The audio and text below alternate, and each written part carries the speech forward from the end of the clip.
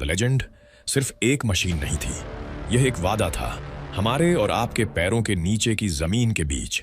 एक उपकरण जिसने भरोसा अर्जित किया, एक बार में एक खोज से। लेकिन भरोसा अंत नहीं है, वहीं से विकास शुरू होता है। एक सिद्ध मशीन के डीएनए पर बना।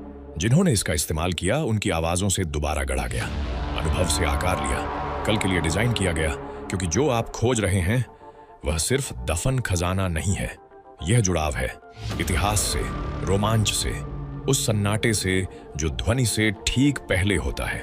और कभी कभी जो आप पाते हैं वह सिर्फ सिक्का नहीं होता, यह प्रमाण है कि कहानी खत्म नहीं हुई है, किंवदंती जारी रहती है आपके साथ।